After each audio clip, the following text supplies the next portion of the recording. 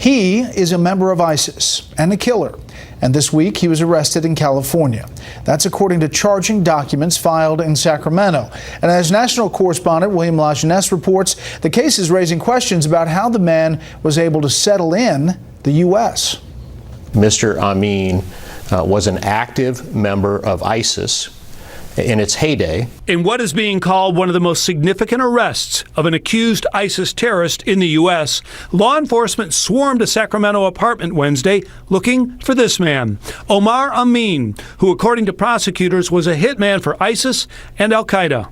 He is accused by the Iraqi government under the ISIS flag as an ISIS operative in cold-blooded murder. Court documents say Amin, driving a pickup mounted with a machine gun and a black ISIS flag, killed an Iraqi policeman in June 2014. 5 months later, Amin entered the U.S. as a refugee, despite what's allegedly a thorough screening process. This is a classic example of the vulnerabilities in our refugee system.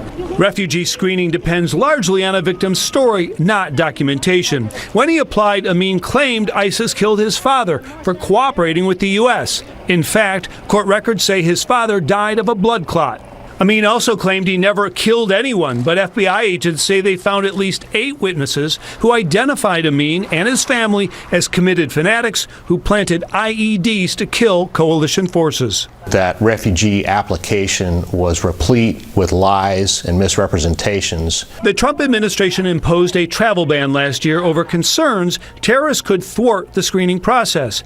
Claude Arnold, a former war crimes investigator, says this case shows they weren't wrong. It really vindicates the administration's reasoning behind implementing the travel ban. Amin could be extradited to Iraq next week. It is the first known use of a 1934 treaty between the two countries. Amin faces death if convicted. Brett? William, thank you. Well, he went on TV to plead for their safe return, and tonight a Colorado man is charged with the murders of his pregnant wife and 2 young daughters that were reported missing earlier this week. Chief Correspondent Jonathan Hunt has that story. Shanann, Bella, and Celeste, if you're out there, please, just come home. That was Christopher Watts the day after his wife and daughters disappeared, begging for information on their whereabouts. The missing lady and her kiddos. But according to police in the small Colorado town of Frederick, Christopher Watts knew at that point exactly what had happened to his pregnant wife, Shanann, and 2 daughters, Bella, aged 4, and Celeste, just 3 years old. Watts, the police say, had killed them all and dumped the bodies. This is absolutely the worst possible outcome that any of us could imagine. Shanann Watts arrived home from a business trip at 2 a.m. Monday morning. By that afternoon, a friend had reported her missing.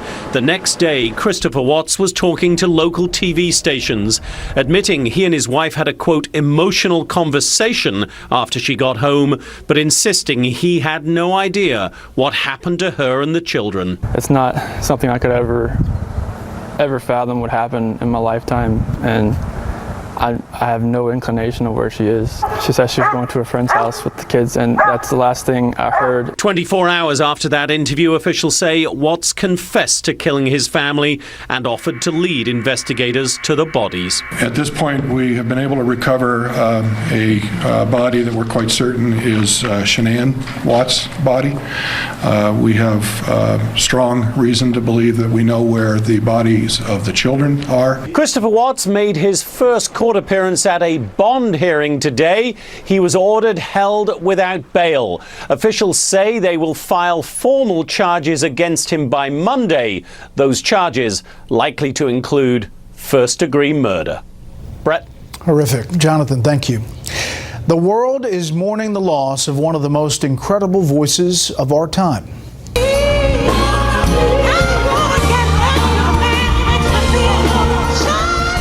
The undisputed Queen of Soul, Aretha Franklin, died at her home this morning after a long battle with pancreatic cancer. Franklin began her singing career at a church in Detroit before becoming a superstar in her mid-20s. Songs like Respect, I Say a Little Prayer, and Chain of Fools made her a cultural icon around the world. Among the outpouring of condolences today, President Trump, who said she was a wonderful woman, given a great gift that she shared with the world. President Obama, who was at this performance of Franklin's at the Kennedy Center, had her perform at his 2009 inauguration as well. The Obamas saying Franklin helped define the American experience, describing her voice as, quote, a glimpse of the divine. Bill and Hillary Clinton called Franklin, quote, one of America's greatest national treasures. Funeral arrangements will be announced in coming days. Aretha Franklin, the Queen of Soul, was 76.